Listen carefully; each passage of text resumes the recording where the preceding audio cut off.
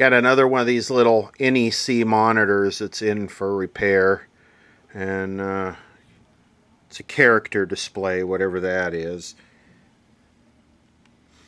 The last one we worked on didn't have any vertical deflection, and it turned out to be a crack in the circuit board. This one says 1981 NEC JB1201M, has 12 volt supply, no high voltage, and then the horizontal output number. Now usually if the horizontal output transistor was to short, it would short and it would blow the fuse. So I don't think it's the horizontal output transistor. I could be wrong. We will diagnose. But the owner taped an NTE 283 on here. Now I remember when I was working on sets growing up with a neighbor who taught me this stuff.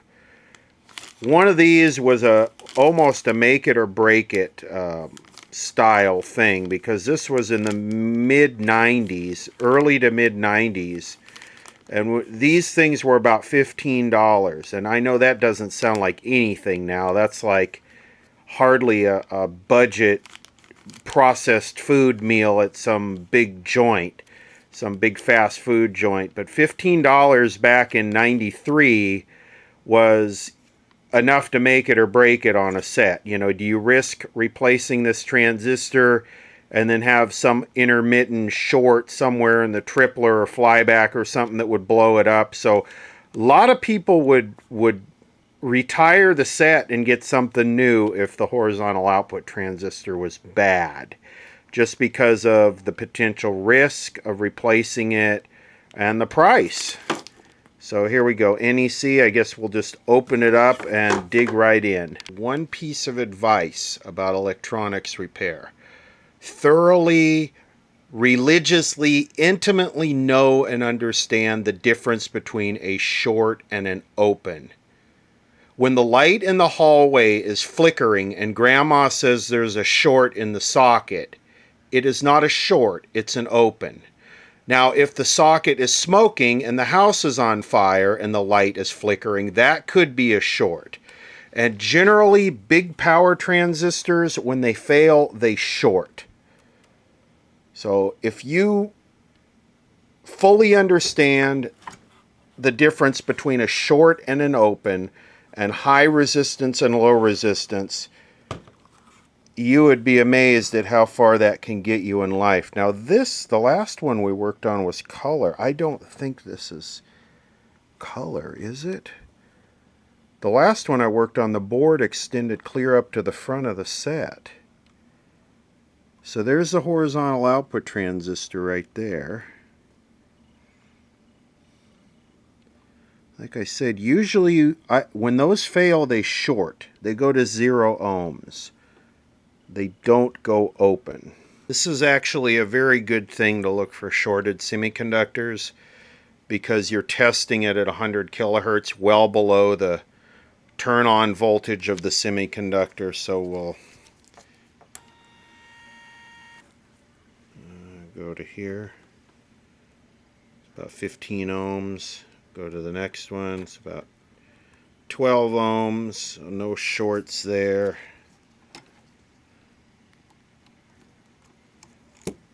Problem is, this thing will measure any capacitance in the circuit.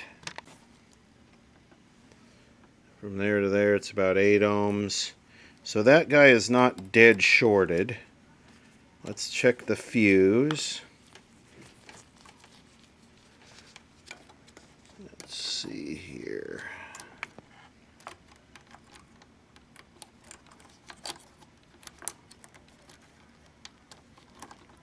Well, 2 hands, please. The fuse is good.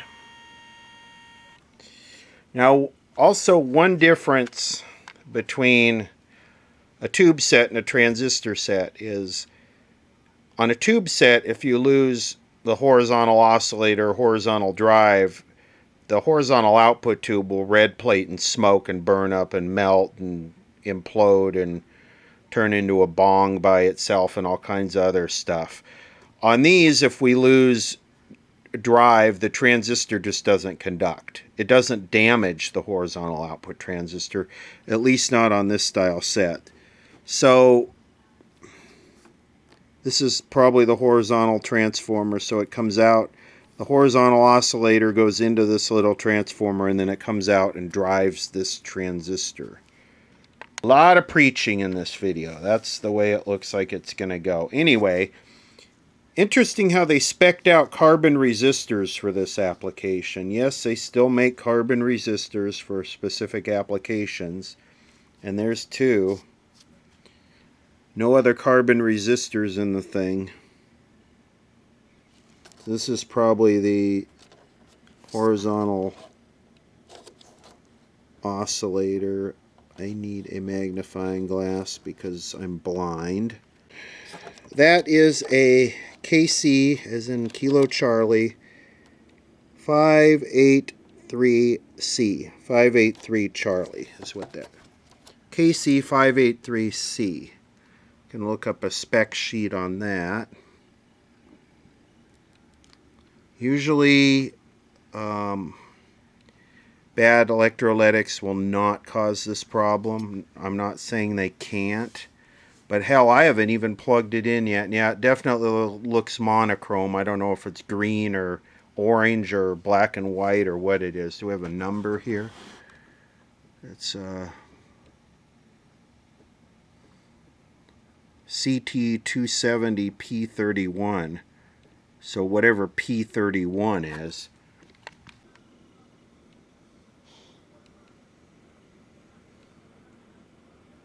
Looks like P31 is green.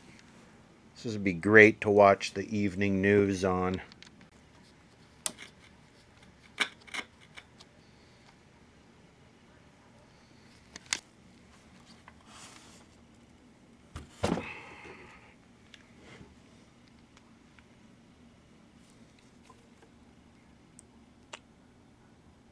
I would think this would get its filament supply from the 12 volt supply, not the flyback. Let me look at that. If we'd be a dead CRT, it's not worth fixing the flyback issue. You can always look in here and see which pins connect to the heater, which it's obviously these two. See that? Those two go to the heater. Just check that for entertainment purposes. Well, according to this, I have 11.950 volts there. And you know what? That thing is glowing. It's just so damn dim, you can't see it from the top. It's one of these cool cathode CRTs. That's why they lasted forever. Measuring the collector here. Don't ever do this with a set that's working because you won't have a meter. We have 11.8 volts there, and then we'll probably have zero. Zero there, and effectively 0.8 millivolts. Also, I'm noticing I don't hear the vertical at all. I would think I could hear a little bit. So we might want to start at that chip. I'm trying to figure out the point of these orange jumper wires. Like, what is the point of that? The soldering on this board looks very good. This looks very low hour. And if I could hold the camera without shaking it. Sort of interesting that there's only 5 of the 14 pins used on that chip. So usually these chips have both horizontal and vertical deflection in them. Horizontal width. This is probably the transformer. It looks like that transistor might have been replaced. Is this the one of these I worked on before? I heard it. It appears I did work on this set before for a sort of similar problem. And I changed that transistor. God, I don't even remember that. That was a similar replacement. I don't know what could cause that to repeat fail unless maybe there was a short in this transformer. According to this, on the collector of the horizontal driver transistor, we have 8.5 volts AC. But you know what? This is where we need the scope. And according to this, I'm just checking, this is one of the diodes off that we have 100 volts here off the flyback. What's going on here? Okay, penetration has been made, and I think, here goes, I'm going to power this up. Got 13 kilovolts there. It's weird that I can't hear it. That's sort of embarrassing. That's like, kind of like, you're old and tired, dude. You're done. Yeah, I mean, I fixed this set already. Why am I... This is... It happens, I guess. Enough is enough. The message is pretty clear. Why do you feel, What makes a comfortable retirement? It's having the money to retire on your terms. Yeah, I that already... we're seeing as it relates to Gen Studio, as well as the forward-looking? The last call for your foot. I'm a happy club member, and thank you for taking my call. Thank you for being a member of the club. It's terrific. How can I help? Well, Jim, I have a real estate question for you. Okay. Higher interest rates make it more difficult for families to afford a new mortgage. What Correct. effect will this have on REITs containing single and multifamily units? Well, I think Oh, no, that wasn't a pre-scripted phone call. No, not at all. Anyway, yeah, this was sort of a bummer video. I got a video on the Packard Bell. I guess I'll release that tomorrow to help sort of offset the loss that this was. I already fixed this. And I guess it's sort of my fault. I should have peeled this tape off, because this guy has a lot of TVs, and, you know, I should have peeled the tape off of this. So we'll have to come up with something better. I'm working on some other videos, but they're sort of long-term, complex, very long videos. Working on those, and moo money, moo problems. Years of the players. Here's to the countless moments that make this. I see why they call it a character display. Anyway, sorry that wasn't a real good one. I hope you learned something. I was ranting a little bit. That should count for something towards my TikTok credits. If you didn't catch it, I made a pretty stupid mistake, which was the TV was working and I used this to measure the horizontal output transistor collector voltage. It's a good thing it didn't cremate this meter. This meter's probably designed to handle that kind of abuse.